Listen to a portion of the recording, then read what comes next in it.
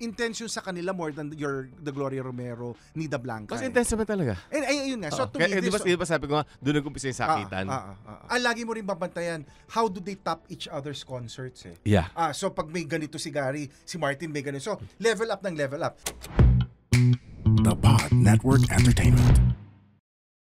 Hello and welcome to another edition of Best 10 Bets. So, para naman bingi yung kasama mo, talaga binulyawan mo ako. Ako Hindi po si na. Leo Katigbak, kasama po si Butch Francisco. At ang topic namin will never happen to between Leo and myself because I will always be looking after his welfare. Oo. Dahil ang topic natin ngayon ay Showbiz rivalries. Hindi ibig sabihin ito magkaaway sila. Oo. But maybe professionally, Pinagtatapat. pinagtatapat sila, maybe because of the skill, the talent. Pwede rin na nagkameron rin ng hidwaan along the way. Pero all in the spirit of fun. And karamihan naman sa mga at least sa listahan ko ay mga ngayon very very good friends at magkakasundo na. Pero nagsaksakan nung umpisa. Meron siguro umabot sa punto na kung pwede lang magpatayan sila pwede. Umpisa na natin. Number 10. Oh. Ito, short-lived lang to. Baka ikaw hindi mo naalala to eh. Oh. Ang rivalry between Rosana Roses versus Sabrina M. Mga 1994-95 ito. Nag-umpisa si Rosana Roses nung araw. Siya yung paumpisa pa lang, pausbong pa lang from Ana Maceda. Tapos, siyempre maraming i-field na kalaban niya. And one of them was Sabrina M. Di ba si Rosana naman, anything that comes out of her mouth when nag-uusapan. So, in one episode nung show na hino-host ko that time, magkasama sila sa same set, sa same panel. Tapos, pag tinanong mo si Rosana anong nasasabi niya kay Sabrina M, parang i-describe yung ngipin, na parang lagare, yung gano'n. Tapos, tinanong siya parang, so ano masasabi mo si Sabrina M? Nagpa-body paint. So sabi ni Rosana, di yung nagmukha siya saranggola. So mga ganun bagay. Tapos, tinapat naman siya kay Amanda Page.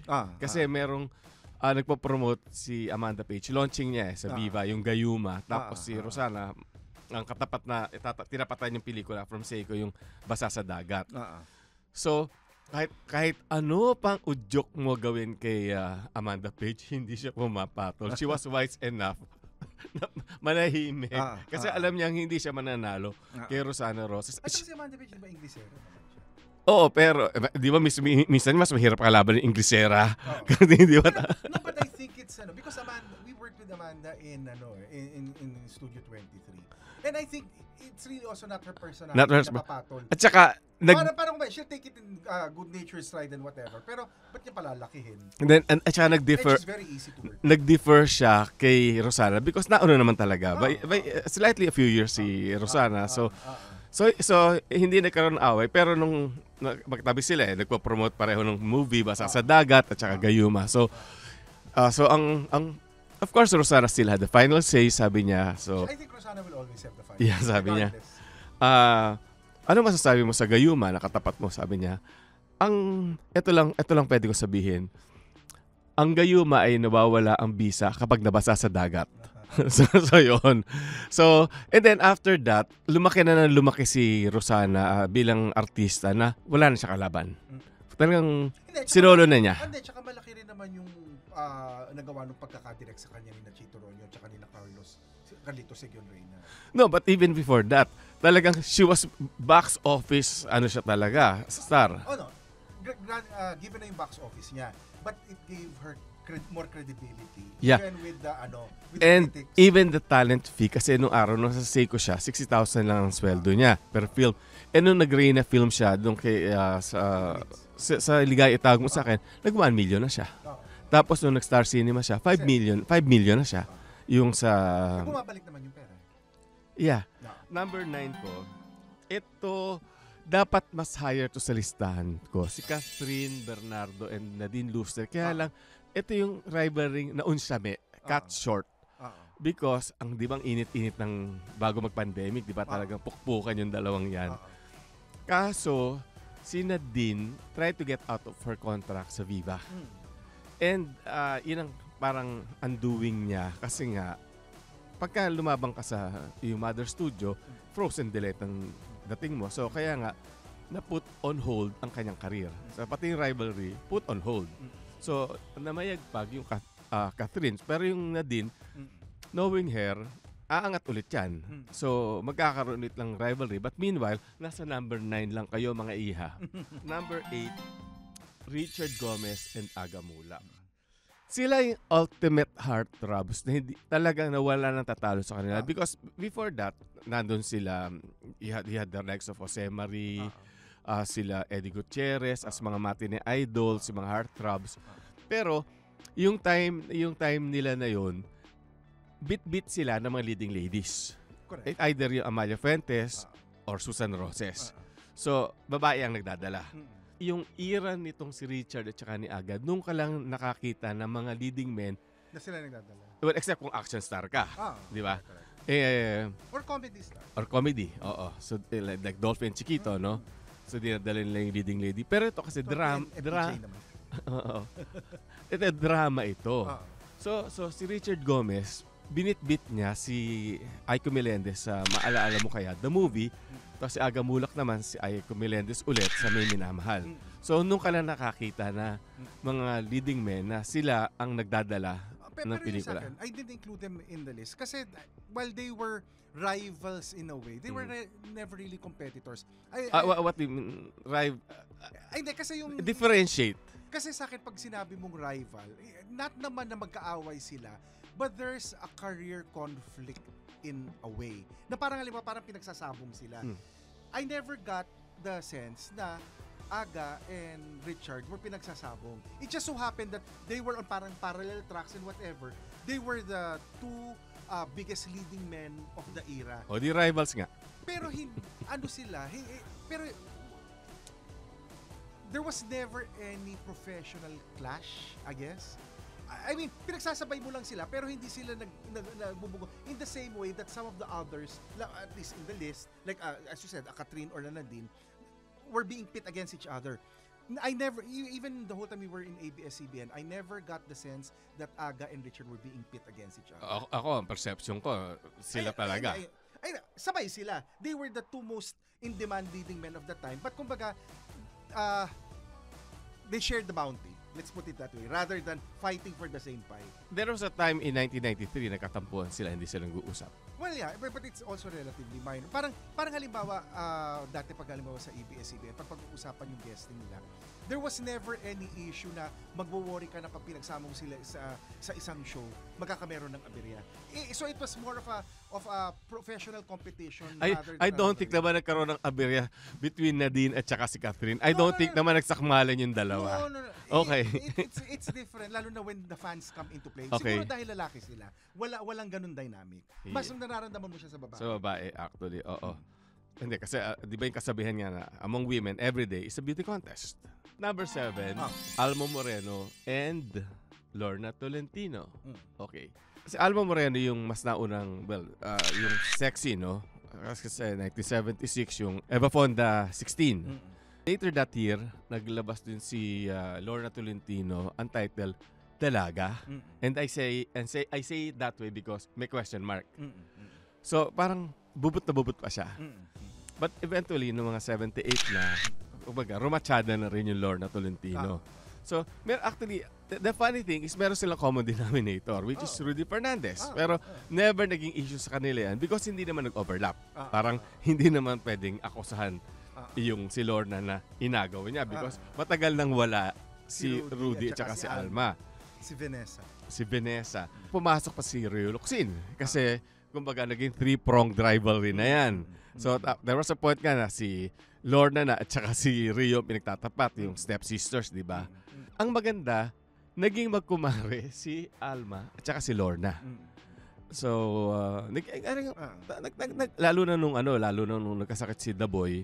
So, minsan nga, nagvo-volunteer pa si Alma na siya ang magbabantay kay The Boy. Sabi ni The Boy, ayoko nga, baka pagsamantalahan mo ako. Hindi mga ganun biro pa si The Boy noon. But si Lorna naman appreciated lahat ng offer na ina-extend ni Alma. Okay. Number 6, FPJ and Erap. Joseph Estrada. Okay. The two biggest action superstars in Philippine cinema ever. Actually, wala yan sa listahan ko. Kasi I guess at the end of the day, magkukumpare sila lahat. Kasi kahit sina Rudy, sina Bong, sina Ipe, magkukumpare sila lahat. So I never really looked at this as a rivalry, but parang a friendly competition among people who were in good terms with each other. Rivalry nevertheless. Okay, yes. Tanggap naman ni Erap na mas malaking artista talaga si FPJ. Tapos, kasi nagpolitika rin naman si, for the longest time, naging politician si Erap. So, sila talaga yung genuine friendship na kahit sabi pa magkatapat sila, the fact na nag-defer si Erap kay FPJ, parang gagawa sila ng movie Ang Agila at Ang Araw. So, syempre ang Agila, si FPJ, ang araw, si Erap. Kasi by the same token, you can also say that further down the line, lalo na nung naging mayor na si Erap, ang talagang si FPJ tsaka si Ramon Revilla. Ramon Revilla, pumasok kasi si Ramon. Sila yung mga pelikula na, kaya ginawa rin nila yung Iyong Tundo, Akin ang Cavite. Pero kasi, si late bloomer naman, as an action star kasi si Ramon Revilla, kasi pumasok yan noong mga 70s na as an action star. Tama. Matinee idol siya nung 50s, pero tumigil, nagtrabaho sa customs, tapos bumalik nung mga Nardong Putik na. Yun. Number 5, Sharon Cuneta and Maricel Soriano. Kinikwento nun ni Sharon na nagtatawagan sila, mag-phone call sila, landline. Kaya lang, eventually sabi naman ni Sharon, parang mahirap kasi kahit sabihin pang pilitin lang maging magkaibigan talaga, maraming magsusulsol. I think, kaya I guess medyo magkaiba yung list natin. Yung sa akin kasi, a lot of the rivalries that I include tend to be also driven by the people around them. Pwedeng sila mismo ay hindi magkakompetensya, pero ang nagpipit sa kanila are the fans, the people who support them and whatever. So, I think you had very, very vocal Sharonians and you also had very, very vocal Maricel fans. Kaya di ba dati ang pinaka holy grail yan is kailan kaya magkakameron ng project together si Maricel at saka si Sharon. And remember, people were that would be too expensive. But people were already hopeful when Maricel pinahiram ng regal sa Viva and did Saan Darating ang Umaga. Where she won her first acting award. Pero ang sabi, teka, si Maricel nandito na kung sa parang teritoryo ni Sharon. So the likelihood na gagawa ng pelikula, mas malaki. Kasi si Boss Vic hindi nagpapahiram sa regal ng talent Pero si Mother nagpapahiram sa Viva ng talent. So parang yun yung sinasabi nila na, baka matuloy na finally yung Sharon Maricel movie. But again, it didn't materialize. Ito lang sinabi ni Sharon sa akin noon na they try to be good friends. Sila ni close friends ni Maria. Sabi niya, can you imagine Ate Guy and Ate V taking their friendship seriously? Kasi parang feeling nga niya, being realistic, hindi posible. Kasi nga, maraming magsusulsol. So, pero, let's say, may event, at pareho silang nandun, they would seek each other out. Let's say, parang, they're cordial to each other. Yeah. But siguro, they will not be inviting each other to each other's house on a regular basis. Yeah. Hindi, parang halimbawa, nung wake ni Nida Blanca, nung dumating silang dalawa, they made sure na they sat down together. Kasi pareho silang close naman. Siyempre si Maricel was the Shirley of Marcia, no? Sa Jan and Marcia. Tapos si Sharon naman made a lot of movies with Madrasta. And more than that. Hindi, ang dami. Pero ibig ko sabihin nga, yun nga, kumbaga, maybe Maricel was closer to Nida when at a younger stage of her career. Si Maricel, si Sharon, towards the latter part of Nida's life, that's when she did naman a lot of projects with Nida. Number 4, ito, Gloria Romero versus Nida Blanca. I agree with this. I didn't include it in my list, but I agree with this. Dito nag-umpisa yung rivalry ng mga artista. Carmen Rosales was up there all by herself. Correct. Pero nung dumating na tong si Gloria Romero at si Nida Blanca, nag-ano na sila, para nagkaroon, yung mga fans, nahati na. At saka medyo studio related yan. Because remember, Nida at the start was with LBN. And Gloria was with Sampaguita. So, there was also a studio rivalry and it worked to their advantage na may rivalry rin yung mga reyna nila. Kaya lang kasi, isa sa kanila was getting 10,000 pesos per picture, isa 8,000 lang. Yun. Which is which? Sige, Gloria Romero was getting more. 10,000 siya per picture. Tapos, si Nida was 8,000. Kasi, para mas patipid naman daw si Doña Sisang. Kasi nga, di ba, kahit ka sa mga damit, ang mga damit ng mga taga-Sampaguita, lalo na si Gloria Romero, Ramon Valera. Pero yung kay sila Nida Blanca and the other yung modista sa silong. Nagkaroon pa ng storya yan.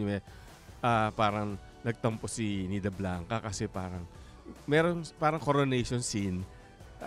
Sabi niya kay Doña Sisang, baka naman pwede nyo ipagawa kay Ramon Valera ng magandang damit. Kasi coronation scene naman. Tsaka for all the money naman inaakit ko sa LBN. Pinagalitan siya ni Doña Sisang, parang masyadong kakapritsyosa, ganito. Tapos nag-walk out Nida Blanca. Tapos eventually, pinatawag, sige na nga, pagawa ka ng Ramon Valera. O di, nag-coronation scene.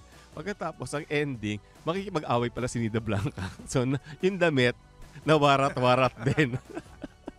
Number 3, Martin Nievera and Gary Valenciano. Ito yata sa lahat ang hindi rin nag-away.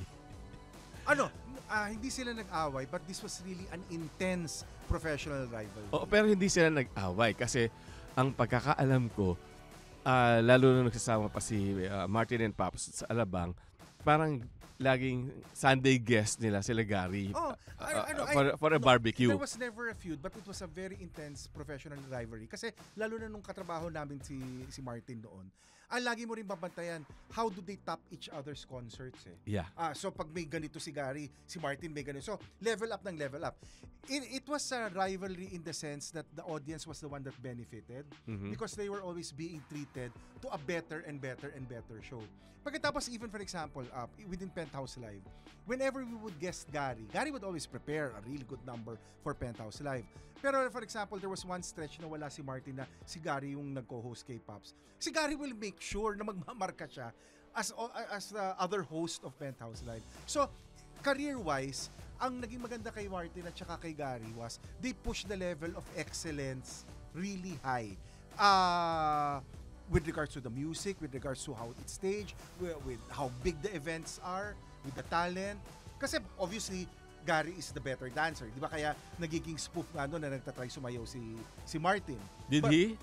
Dati may biruan niya na ganyan Pag sumasayaw si Martin na tapos internally, pag nagkukwentuhan kami, sasabihin na, let's see Gary top that. Yung mga ganun na Pero it's all in a good humor. Hindi, ang kagandahan ng dyan, bukod sa magaling silang kumanta pareho, and that's an understatement, Yes.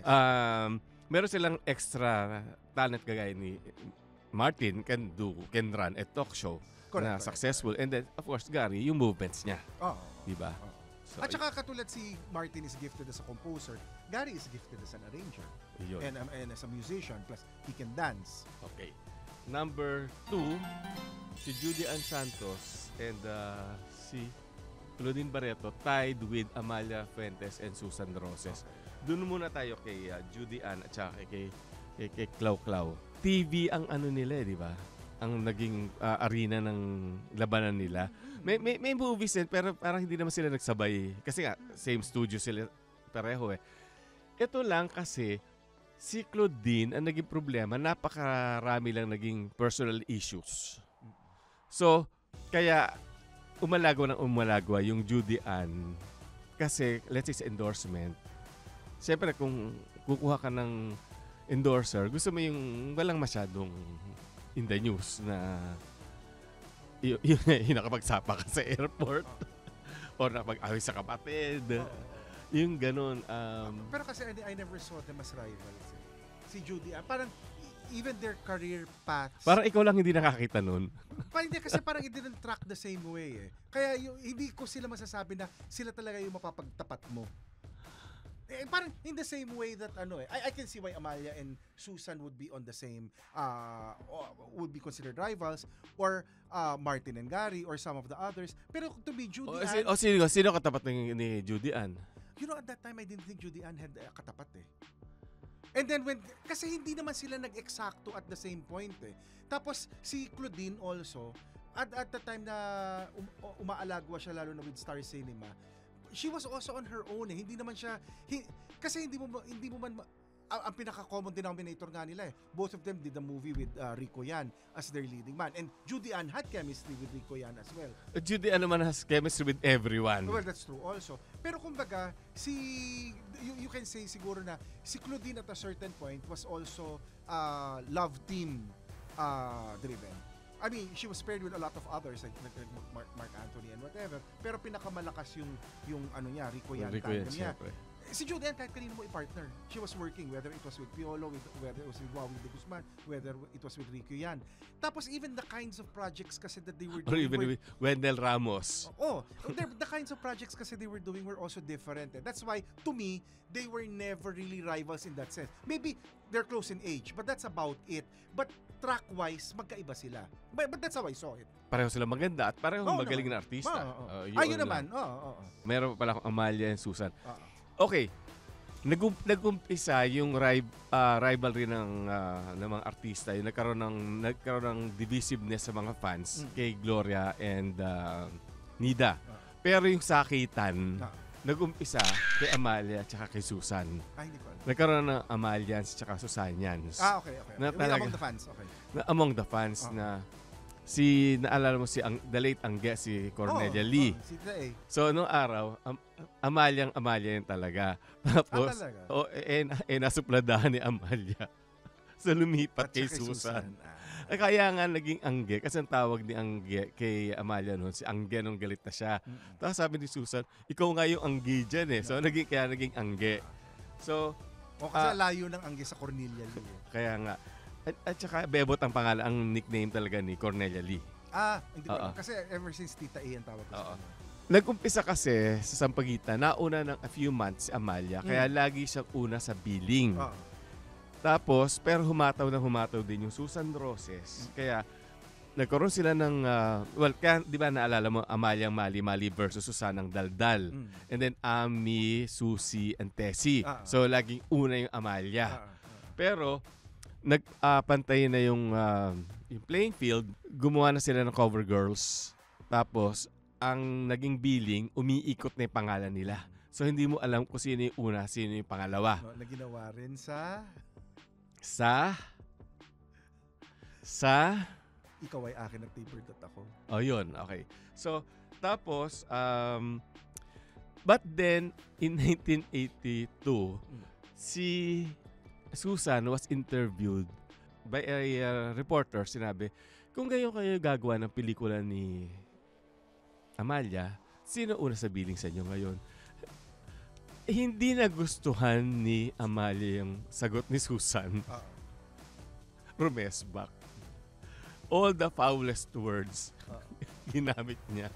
At nagkaroon ng, ang tagal hindi nagkibuan itong dalawang to Pero, in the beginning, they try to be friends kasi ginawa pa nga ni Amalia ang ninang si Susan, ni Lisel. Ninang sa binyag. Kaya, pati sa mga interviews, magkumare, hindi. Tsaka, pag in-interview mo, halimbawa, si Susan, sasabihin, anong mga balak mo, halimbawa, this Holy Week, sasabihin ni Susan. Kasi birthday ng inaanak ko si Lisel, ngayong Holy Week, kaya lang, ewan ko kung si Nena, yung Amalia Fuentes, ay maghahanda kasi papatak yung birthday ni Lisel ng Biyernes Santo. So, alam niya, pati birthday ni Lisel, which means they took their friendship seriously. Pero, toward the end, nagkaroon ng lamat din. Nag-uusap sila pero may lamat. Ang ABS gumawa ng tried to make a reunion na serial. Sige na, kwenta mo na. Ba't kaya No, I wasn't part of the production. Ba't kaya hindi natuloy?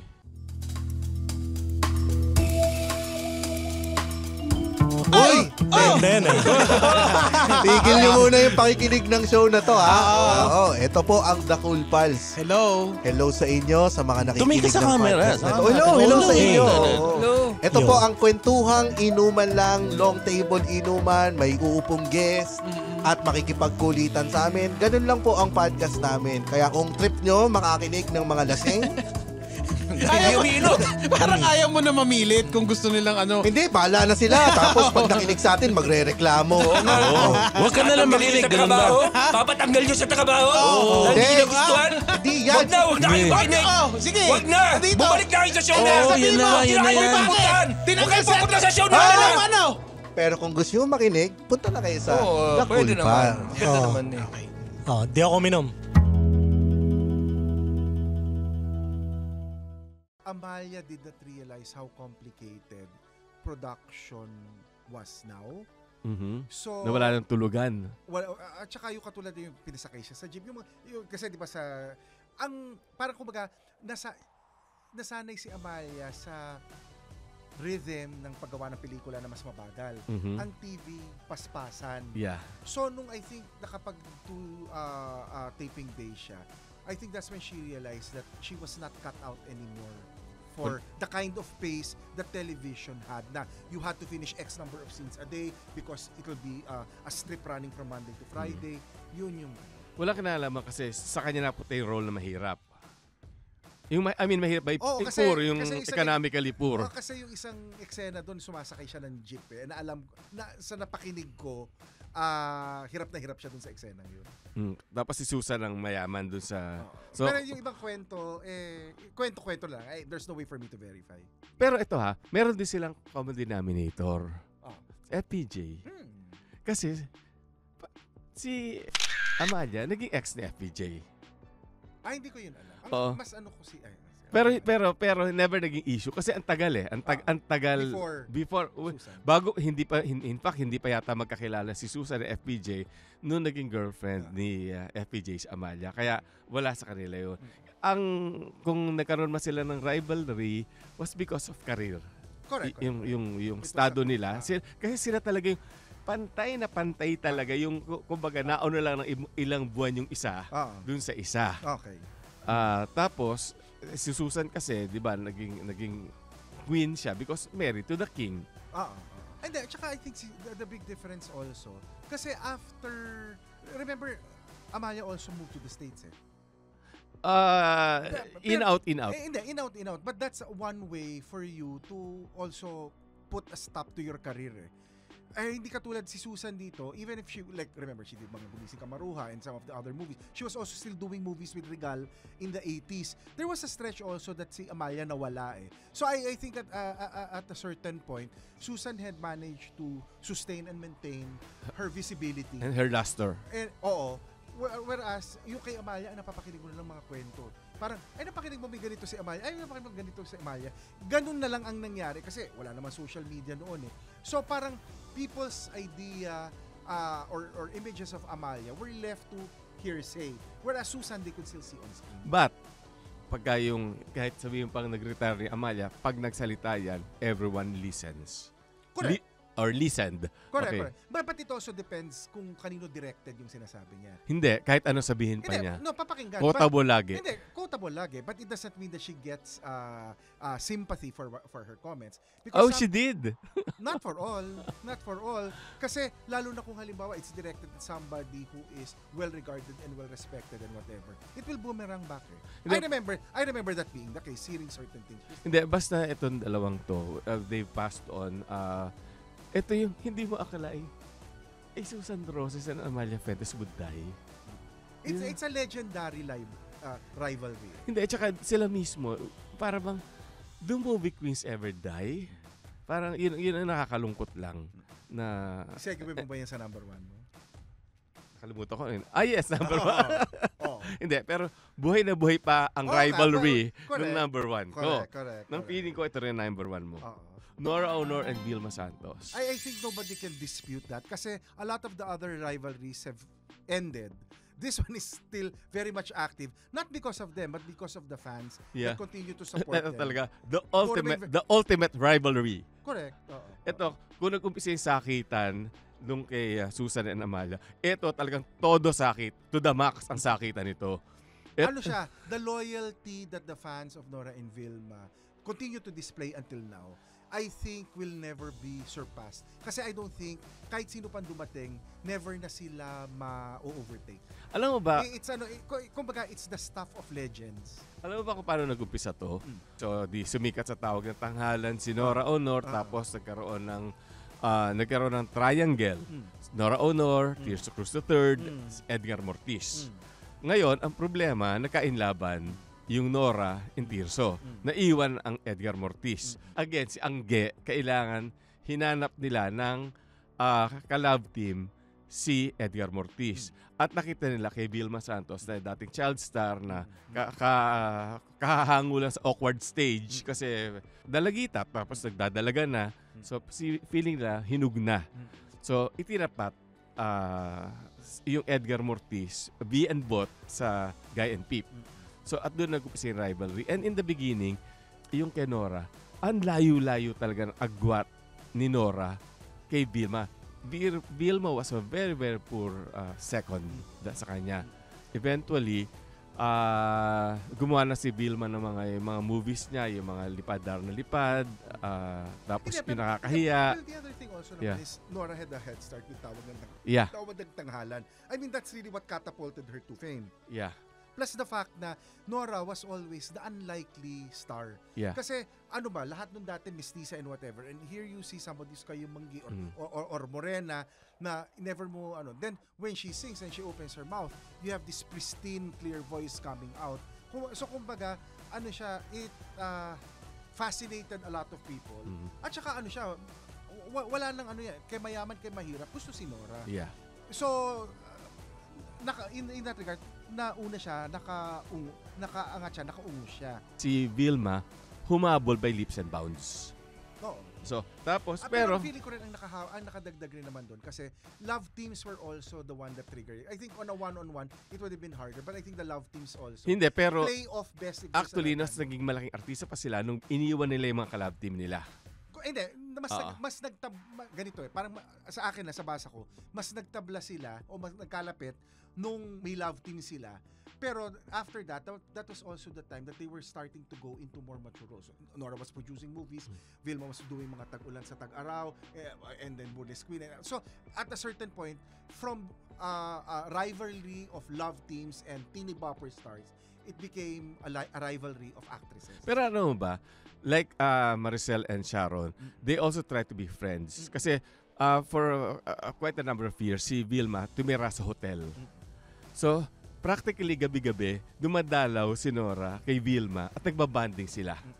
So, they try to be friends, pero syempre... But I guess it's also difficult because, parang with all of the fans, minsan, magkasundo sila pero yung mga fans ang nag-aaway, mahirap rin na situation. So, pero syempre, tabagan nila, Mare, di ba? And to be fair, when I would talk to Vilma and I would talk to Nora, they really only have the best and kindest things to say about each other. And you don't get the feeling that it's a put-on because it's these are unguarded conversations. So you get the sense that they really genuinely... Hindi ba sila talaga? Kahit siguro sa panaginip nila, guarded moments pa rin sila. Well, ako feeling ko it was Eto, saka naman nakakita. Past 70 years old, ang rivalry, buhay na buhay pa din. Pero the rivalry doesn't seem to be with them. It's really with the people supporting them.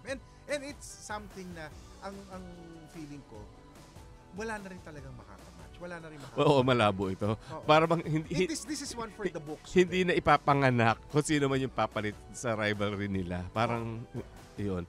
So, sa totoo lang naman ako ang feeling ko, after Nora and Vilma, everybody that followed will never be able to match the level of adulation. I mean, Sharon and Maricel, they have their fans. Claudine and Judy Ann will have their fans. Catherine will have their fans. But it will never be with the intensity of the Nora Vilma fans.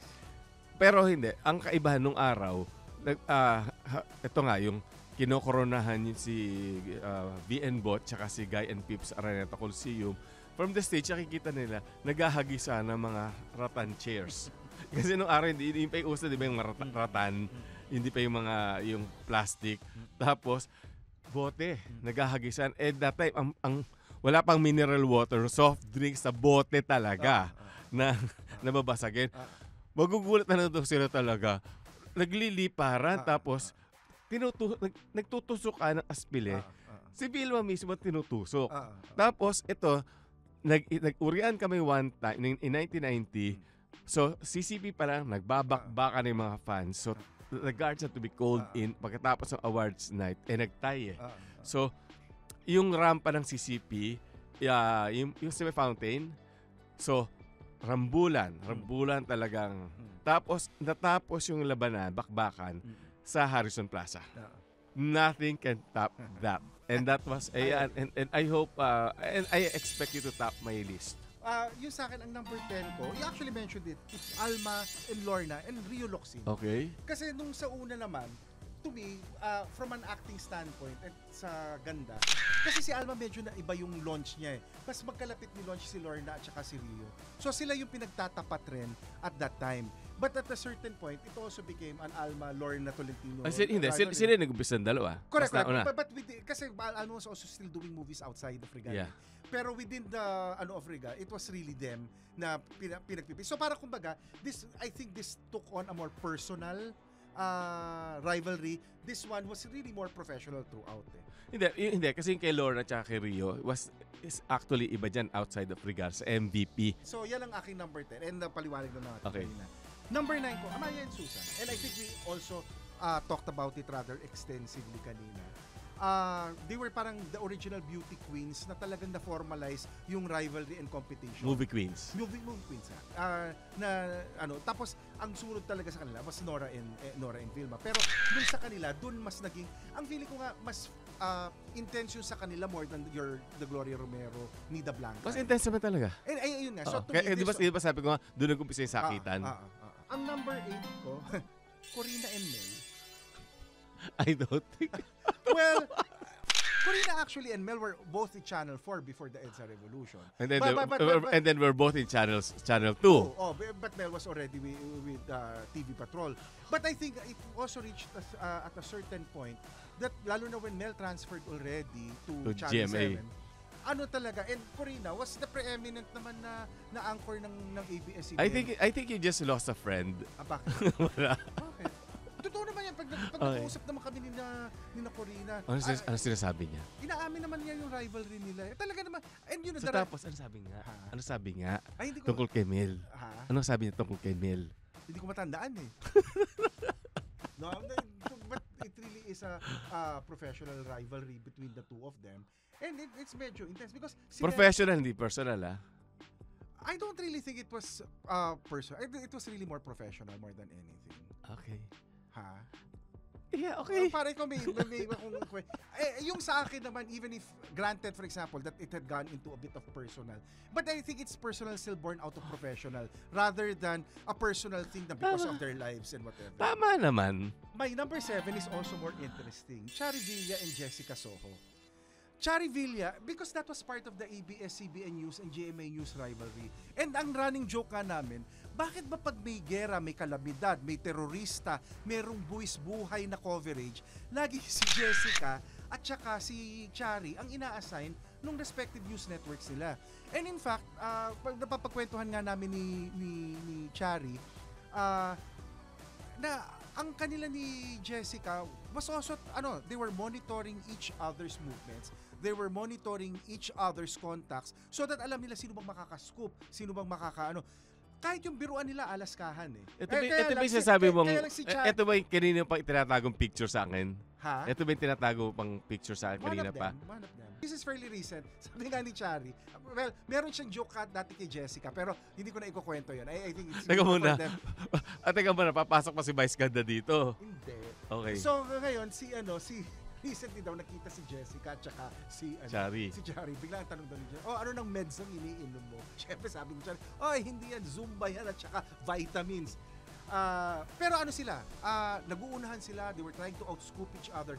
This was really an intense professional rivalry. Hindi sila magkaaway in person. But because they were the ones being assigned all of these marquee... To the most difficult assignments. Di ba? Parang ang sa kanila, teka sandali, how do I top one? How do I outscoop the other? Tapos, I guess, over time, nag-diverge na yung path nila. Jessica stayed more on camera. And si Chari, Stayed behind the scenes. lalo na during the time of si Maria Ressa, was working behind the scenes already. She would just occasionally do coverages. But at the time that they were being fielded, sila talagang magkasabay. Sabi ko, grabe talaga yung dalawang babae na yan ang talagang pinapadala. Pag halimbawa, pwede kayong mabomba, pwede kayong ma-sniper, pwedeng bumagsak yung helicopter nyo. Sila talaga pinapadala. Interesting to tell mo because ako, siyempre ako na-assign din ako sa field, no? Alam mo kami ginagawa namin para matapos lang story, para at walang uuwing luhaan. Nag-share na lang kami. May mga kwento rin Ano ba? May mga kwentong nag-share rin na ganyan, pero biglang meron pa rin yung side story na, makaka-outscore pa rin hindi. Kasi I remember kami ni Ginger Conejero nung araw, para we had the same objective. Sabi ko, Ginger, total, para makauwi na tayong pareho, magtulungan na lang tayo. Nagtulungan kami and we succeeded. Sila naman nagtutulungan Pero syempre, ultimately they still had their accountability to their respective news networks and news programs. Iba talaga rin ang rivalry ng babae, no? Hindi, tsaka iba rin ang rivalry sa news because the importance of the material. Okay. Number 6, and Cool Ledesma and Imelda Papin. Sila ba?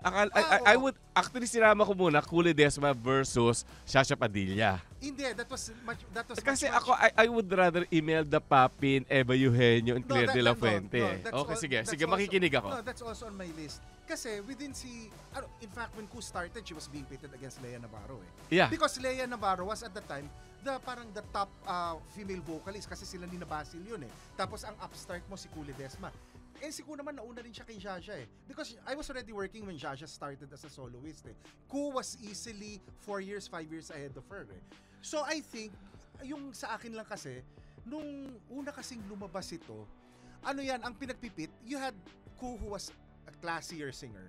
Then you also had Imelda who was the more... The box office. Who was the more Jukebox. Jukebox queen.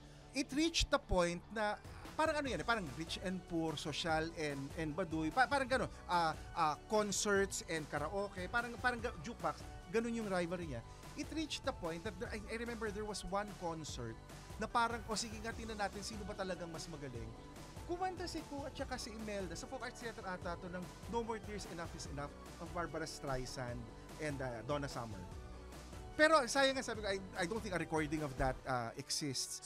Sumali ba si Cool Ledesma sa Miss World kagaya ni Imelda Papin?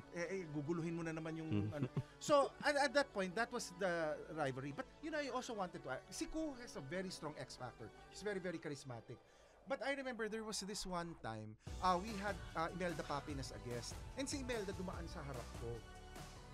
Nagulat ako sa kanya because sabi ko, wow, the only other time that I'd seen X Factor like that was Nora Aunor. She was very pleasant the way she greeted people and everything. Pagkatapos, si Imelda, kumanta siya ng hindi pang jukebox. So, ang feeling ko, ultimately, it was a choice of material. Imelda can sing if she wanted to with the same classiness, for example, of sina Cool Ledesma. But I think she just opted for that other part. Tsaka bibilib ka kay Imelda Papin. I remember Bilib naman talaga ako kay Imelda. There was one time I was in Las Vegas. Ngayon ko lang nakita. Kahit si Martin Rivera walang ganung billboard. Si Imelda Papin, ang daming billboard sa Las Vegas for a concert that she was gonna have. So I was really impressed. But at that time na lumalaki ako, I remember this, they were the ones being... Saka ba lumaki at parang ngayon lang, parang ngayon lang ako nakakita ng listahan. Siya. Ku versus Imelda Papin. Paano na si Eva Eugenio tsaka si Claire de la Fuente? In the same way that ang magkakagrupo was Ku, Lea Navarro, and Jaja. So, within their particular... Nag-abot ba si Lea at tsaka si Shasha? Hindi. Si Ku ang nila. Because Lea was there in the mid-70s. Ku arrived late 79. Jaja appeared... Mga 84. She was 83. She was in Hotdog with the band Yeah, nag-solo. Yung sa Nothing But yung Careful. Oo, Okay. pero hindi. Nag-solo si Shasha kung di 85, 86. Kasi I was already with Penthouse Live noon Kasi nung una ko siya nakitang guest, hindi pa siya soloista noon 84, Kamay Girl. Hindi. As soloista, as a singer. Singer naman pinag-uusapan natin. Nag-lax naman si Cool Ledesma. Siya. Okay. So, Maricel Soriano and Sharon, I think we talked about it at length. And this was also, I think, because of the Regal Viva rivalry. Kaya rin yan So, parang ang naging wishlist lang ng mga tao, kailan kaya magkakameron ng project sila together. Now, which never happened. I remember talking to Maria recently. Tapos sabi ko, Mary, kayo ba ni Shawi nagkameron ng project na? Sabi niya, there would be scripts na dadating. But I guess, there was no material that really jumped, maybe respectively, for both of them. And syempre, kung pipilian ng material na equal sila. Equal ang rules nila. Hindi naman madedehado yung isa. Number 4, rivalries hindi na MMK yan magpakailanman. Charo and Mel, I mean, they don't, their careers did not even meet up at any point. But the moment MMK and magpakailanman were pitted against each others, parang by default, si Charo at si Mel became competitors also. Now, speaking of the programs, lalo pa since magpakailanman at a certain point was trying to outscoop or outget, alam mo kaya, for the different life stories of celebrities. Kasi ang MMK naman, non-celebrities, lalo na nung for most of pero eventually, nag-celebrities na rin yan. Mas nag-celebrity siya when magpakailanman came out and started doing celebrity stories. Kasi makikita mo rin nag-iba yung ratings People will always be fascinated with the life story of somebody who's famous as opposed to somebody who's not. So even if this is a well-crafted story or a well-acted story, syempre, there's a chismis factor if buhay ni ganitong artista o buhay ni ganitong komedyante o buhay ni ganitong extra o buhay ni ganitong director. So, mas nag-intensify lang yung rivalry nila. Kasi prior to that naman, ang MMK wala namang kalaban. Kahit anong programa, parang programa ni Coco, kahit anong itapat mong programa at a certain point, titiklop until magpakailanman. And remember, there was a time nagbanggaan sila head-on. Yes. Number 3, ako, nasa number 6 pa lang, nawiwindang na ako. Well, okay. Sige, same as my list. Okay. Ay, hindi ka na mawiwindang doon sa lista. Hindi mo lang matanggap yung Cool Ledesma, Imelda Papin. Pero ako, I remember, that was very sino sa inyo ang makakatanggap nun? Ay, nako. O siya, sige. So anyway, Martin and Gani. And I think we talked at length at why their rivalry is also the stuff of dreams and legend. It was not an intrigue-filled rivalry, but it was a rivalry that pushed excellence. Yeah, okay. Number 2, ABS and GMA. This is a legendary rivalry. I mean, ngayon wala na siya. Lalo na with the loss of the franchise. Hindi ka kasi nagbabasa at sumusunod ng direction. Nag-uusapan pa ba yan? No. But we're talking about rivalries. And the network wars, even if you say that it no longer exists now, for the longest time was what drove both networks with the kinds of shows that they put up on daytime, on evening. Sabihin na lang natin ito ha. At least we were both fortunate to have worked for both networks. Oo nga. Yun. Yung ito naman kasi... Saka mas nag-enjoy? Hindi, it's smooth and academic na naman now Because... Saka mas nag-enjoy? What do you mean? Working sa dalawang network. I never really worked with GMA. I worked with Network Entertainment that had shows in GMA. But ABS, kasi I worked with ABS as an employee of ABS. Okay, sige. It's different So, ang ka-deal ko, hindi taga GMA at that time. Ang ka-deal ko, sina Freddy Garcia, mga tao ng Network Entertainment. Sila nagpapasweldo sa akin nun Okay. And sila ang dahilan, kaya lumipat ako sa ABS. Okay. Kasi Network Entertainment went to ABS-CBN when Kapitan talked to Freddy Garcia about coming home to ABS. Because Kapitan was Henny Lopez. Because Freddy Garcia used to work with ABS-CBN pre-Martial Law. Okay. And then my number 1... Nawiwindang pa rin ako sa number 2 mo. Number 2, ABS, GMA? Oh, but because it's elementary. That was not part of the criteria. Well, it's a showbiz rivalry. And to me, short of Nora Aunor and Vilma, that was the other legendary rivalry naman. And it also drove the rivalries of Magpakailanman and MMK, of Chari Villa and Jessica Soho, of Mel and Corina. So yun yan. Okay, marami ko natututunan sa'yo. Alam mo, mabuti naman. Mabuti. Kasi parang, unang-una, ngayon ko na na-realize, nga siguro Jessica Soho, Chari Villa. May nakalimutan ka. No. May nakalimutan ka. No, there's a difference also because a lot of the choices also will be dependent on how well I knew the people. If I worked with them, I also know the inside stories about them. If you're just seeing the kwentos from outside, some of them might not seem apparent naman to you. So to me, lalo na dati we used to work a lot with ABS-CBN News. We were very much aware of the competition between or the perceived or creative competition between Mel and Corina as anchors of news, and then Chari and Jessica as reporters who are trying to outscoop each other. Kung paring Leo, hindi kita nire-respeto. Alam mo naman, saludo ako sa'yo, no? Kaya lang kasi between Chari Villa and Jessica, so magdo-Doris Bigornia na ako versus Susan Enriquez. Well, again, sabi ko nga, it depends on what your exposure was. Yeah. But we knew very well the kinds of work that sina Jessica and sina Chari were doing at that time. Okay. Kaya, ang sa akin kasi, ang isang nakakabilib dyan talaga, the fact na talagang yung lahat ng buwis-buhay na assignments, talagang baka magugulat ka na sa bakit sa kanila binibigay. And then, management or the head of news would have reasons and say that why they are the most qualified to do that or why it was assigned to them. Kung nalalaman ko lang, nilagay ko na Itbulaga versus Student Canteen. Or you could have done it kung nagbasa ka, kung ano mo yung instructions. But anyway, so Nora and Vilma, and I won't belabor the point because I think we talked about it extensively, and that really is something for the legends kasi lahat ng ibang competition na wala na except for this one.